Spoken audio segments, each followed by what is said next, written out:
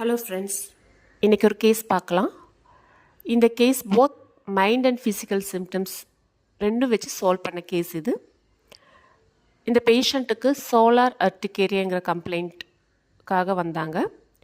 Patient என்ன சொன்னாங்கன்னா, எனக்கு வெயிலில் போகும்போது ஸ்கின்ல பேச்சஸ் வருது, அந்த பேச்சஸ் ரொம்ப இச்சிங்காக இருக்குது. மெயின்லி அந்த எக்ஸ்போஸ்ட் ஏரியாஸ், அதாவது முகம், கை, கால், இந்த இடத்துல ரொம்பவே இச்சிங்கும் பேச்சஸும் இருக்குங்கிற மாதிரி சொன்னாங்க. எப்பப்போ வெயிலில் போனாலும் எனக்கு இந்த ப்ராப்ளம் வருதுங்கிற மாதிரி அவங்க ஃபீல் பண்ணாங்க.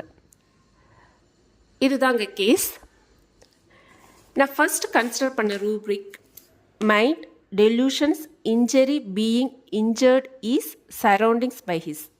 அதாவது பேஷண்ட் என்ன ஃபீல் பண்ணாங்க, நான் வெயிலில் போனாலே எனக்கு இந்த பிரச்சனை வருது, அதாவது இந்த இன்ஜரி எனக்கு கன்டினியூ ஆகிட்டே இருக்குது, அந்த இச்சிங் கன்டினியூ ஆகிட்டே இருக்குது.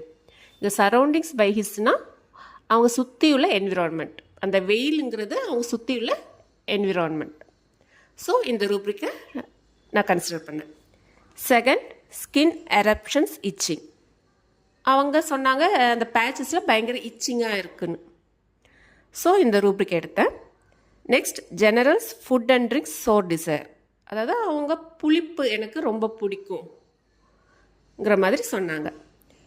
Next, generals, sun exposure to the sun. அதாவது சன்னில் போனாலே, வெயிலில் போனாலே எனக்கு அதிகமாகுது, அதாவது இச்சிங் வருதுங்கிற